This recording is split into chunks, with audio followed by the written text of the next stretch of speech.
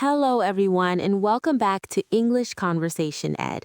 My name is Maya. And I'm Christian. We're so glad you can join us today.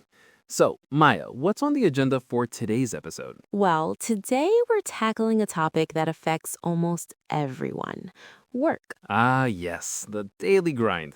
We'll be talking about all sorts of things, from our very first jobs to what we think makes a dream job. Exactly. And we'll also touch on a really important modern concept: work-life balance. So let's dive right in. Christian, let's go way back. What was your very first job? Oh, my first job. I was 16 and I worked as a barista at a small local coffee shop. A barista. That sounds fun. Was it? It was a mix. It was great learning how to make all the different drinks, and I loved the smell of coffee in the morning. But it was also tough. I had to wake up super early for the morning shift. Right, the dreaded morning shift. Exactly. And I was earning minimum wage, which is the lowest hourly pay an employer can legally give you. It wasn't much, but it was my own money. That's a great feeling, earning your own money for the first time. It really is. It also taught me a lot about customer service, dealing with people who are happy and sometimes not so happy. What about you, Maya? What was your first venture into the working world? My first part-time job was at a library. Oh, that's cool. Were you just stamping books? Not exactly. My main job was reshelving books. So when people returned books, I had to put them back in the correct spot on the shelves. That sounds surprisingly difficult. You have to know the whole system. It was. It taught me to be very organized and detail-oriented. The best part was that it was quiet and I could be around books all day.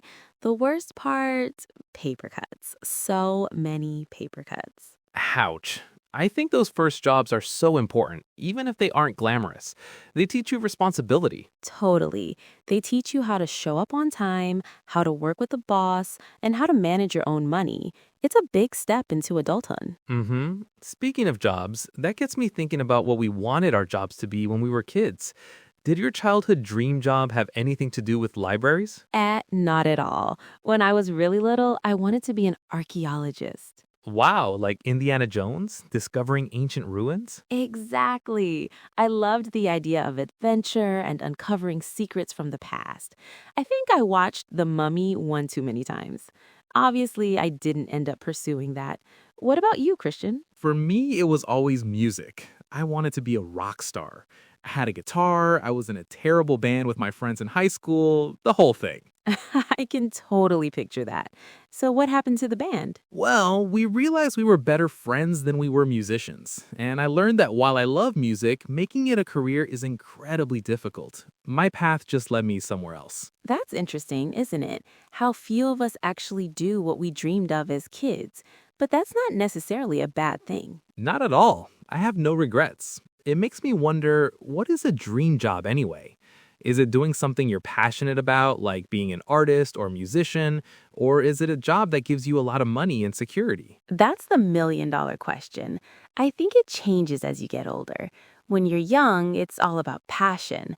But as you get older, things like stability, good colleagues, and a reasonable work schedule become way more important. That makes sense. A job could be perfect on paper, but if you have a terrible boss or the company culture is toxic, it's not a dream job, it's a nightmare job. For me now, a dream job is one where I feel respected, I'm learning new things, and it allows me to have a life outside of work. A life outside of work. You've just brought up our next big topic, work-life balance. Yes. For our listeners, work-life balance is the idea of creating a healthy separation between your job and your personal life.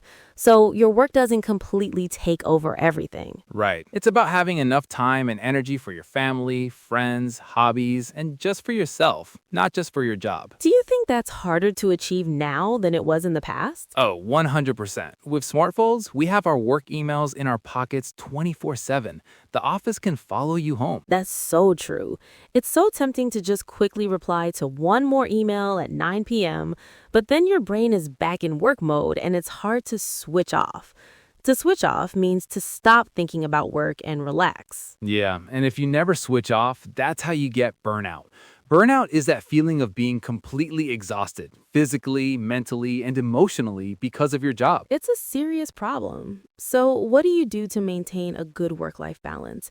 Do you have any strategies? I try to set clear boundaries. For example, I have a rule: no checking work emails after 7 p.m. It doesn't always work, but I try. I also make sure to schedule time for hobbies, just like I would schedule a meeting. I play soccer with some friends every Tuesday. That's a great idea.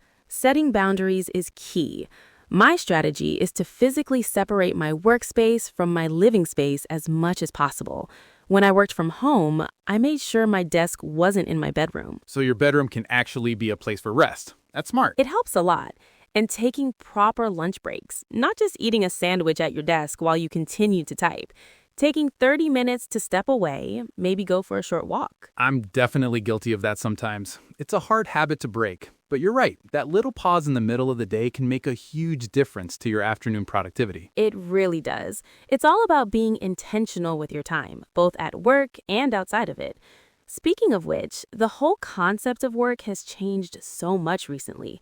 The rise of remote work, for example. Absolutely. A few years ago, working from home was a rare perk. Now, for many companies, it's the standard. That's a huge shift. It really does. It's all about being intentional with your time, both at work and outside of it.